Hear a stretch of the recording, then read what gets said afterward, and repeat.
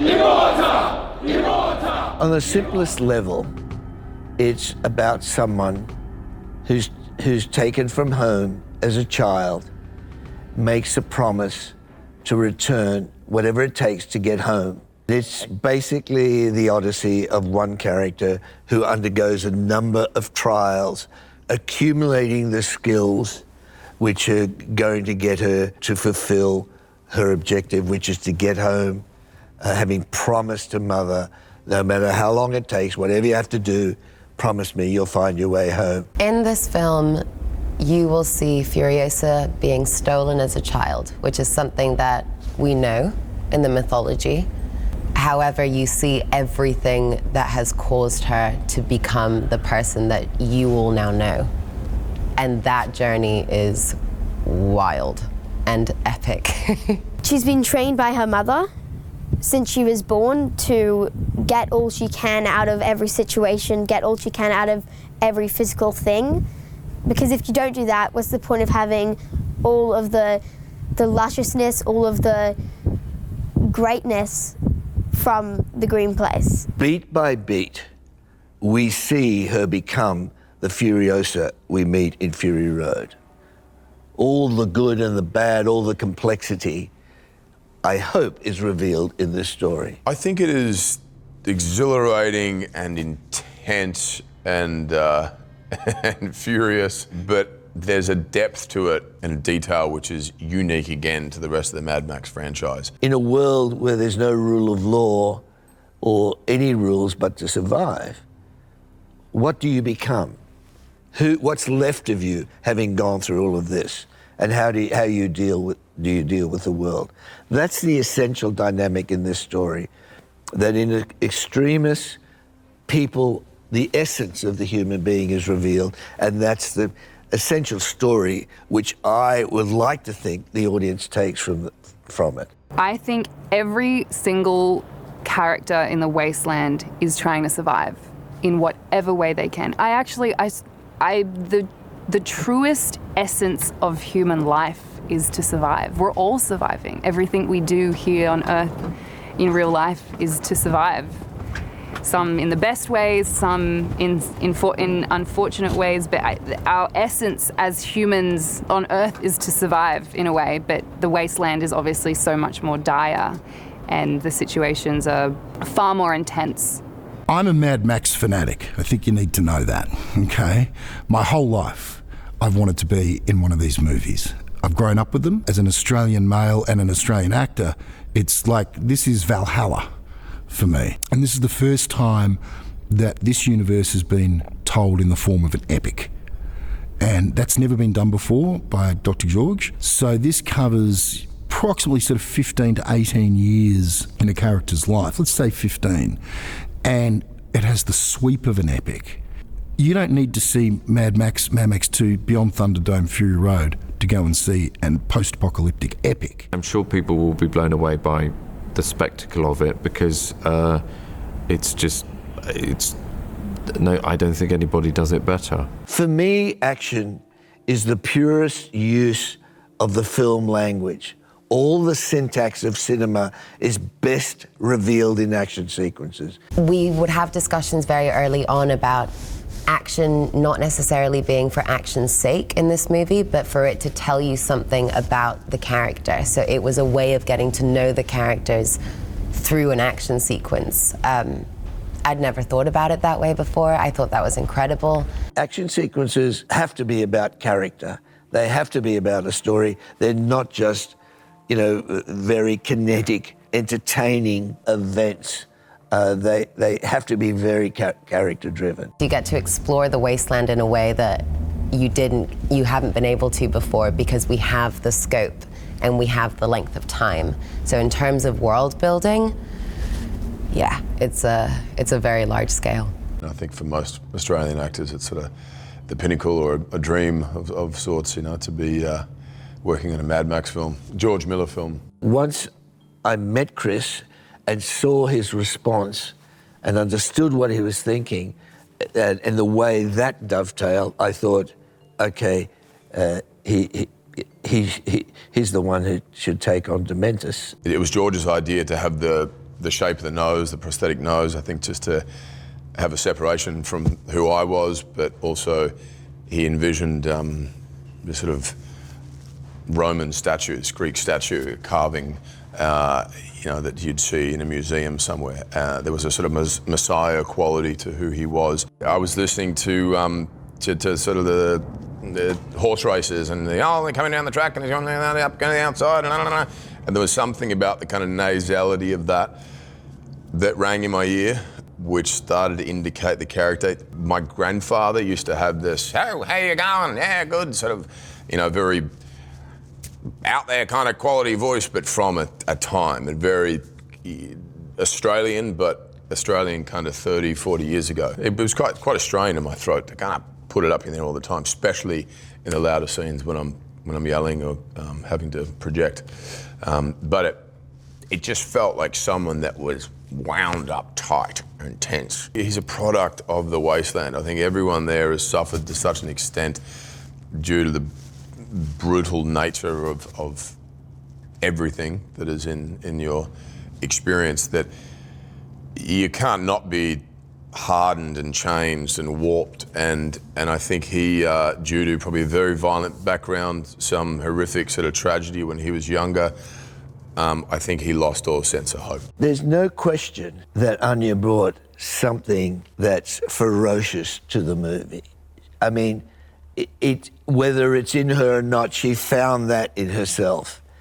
And it's something that I sensed in her work previous to working with her, and it's something I really got to know in working with her on this movie. Anya brought such an intelligence to it, such a depth, such a passion and intensity. There was a burning sort of rage within Furiosa that Anya felt so strongly about. And there's a real vulnerability in her strength, and there's a real strength in her vulnerability, and for what I've seen of it is heartbreaking, and I think that's everything you could ask of that journey. There's something resolute, highly determined, and ultimately ferocious. That's in her. And I think that's seen on the screen.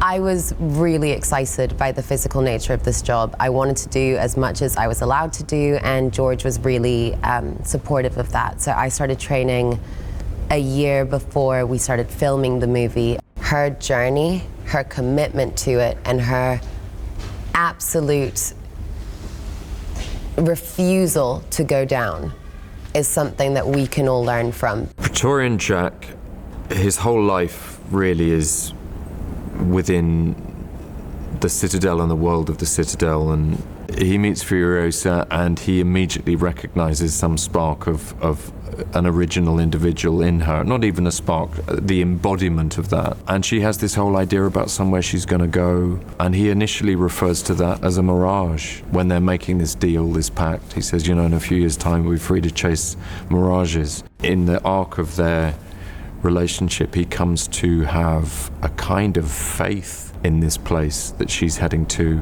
and a wish to help her find it. One of the organizing ideas in the design of the film is that everything must be made from found objects repurposed.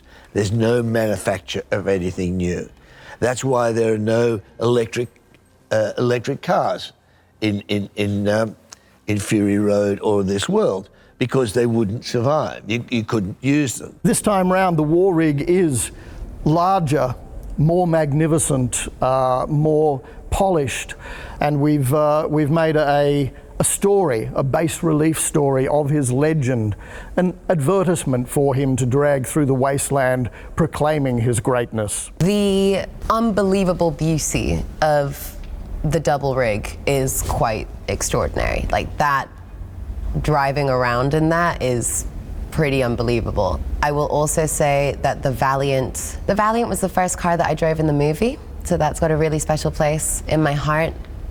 I do like the Cranky Black though. The Cranky Black, this is where I get a bit motorhead about it. The gears don't necessarily always just land, so you have to be really on it, but it's a great car, and there are teeth inside of that car. which I really like. I think that's one of the great things about Fury Road and Furiosa. It's where we start is very grounded. So rather than do a digital stunt, far better to do a real stunt as the basis of the shot. Then you can enhance everything around it digitally. If it's unsafe to do flames, gets too close to the stunt people, and it gets in the way of doing it properly, then we'll do digital stunt flames. But at least have some flames there in order to give us a sense of what it would be. If we can't create a storm, at least have the vehicles driving into the storm all real, and so on and so on. So I think the instinct from Colin and Guy and everyone is absolutely right. I don't think there's anybody, any of the great filmmakers that match him in his ability to deliver action. And although this is not a Mad Max as such movie, it is definitely Mad Max action on steroids. You've got vehicles and the ability to choreograph not just one shot, but a sequence you're going to see in this you've never seen before. You know, bikes that attack at levels that are extraordinary, aerial attacks. We've seen polecats nobody realized. And the way George does that and the way that people, you know, deliver for him what he needs makes the film absolutely stunning as an action movie. He's such a kind individual that you have every single person on set wanting to show up and give 100%. You know, there's no sort of reluctance about it because you feel like, look, I might be tired and exhausted, but I don't want to let him down, you know, because I want him to be, proud of me, you know. I don't know, he has a very unique quality. Most people you see in positions of leadership and people who are in charge, there's a sort of intimidating, dominant sort of force there, whereas he comes at it from the other side of the coin, which is of kindness and openness and collaboration. So of course there's action in Furiosa. There's a lot of it, and it's different. And I think if it just repeats what we did in Fury Road, then I think it'll be seen as a cynical exercise. Every time you see something basically repeating what was successful in the past, it more or less, people become anesthetized to it. This film is so beyond the word epic that I actually can't think of a word for it. Epic in scale, epic in ambition, epic in emotion, epic in action. It's just huge. It is a huge movie. And I think there is something for everyone. I think we're going to take you on an insane ride. For those who hadn't seen Fury Road, it doesn't make any difference. And for those that have seen Fury Road, it doesn't make too much difference because, except that you will understand all the antecedent forces and vectors that went into creating the events of Fury Road. So they're basically they're basically one long saga. My hope in this film for young women is that they realize that you are stronger than you think you are. You have more power than you think you have, and you can do a lot with that. It's just consistent pressure, but we're gonna get there. Just come on this ride with us. You will not be disappointed.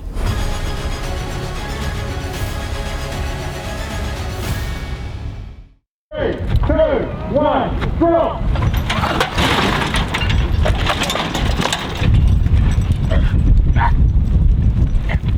Left shoulder. Shoot. Okay, that's his left shoulder. That's his left shoulder. That's on the.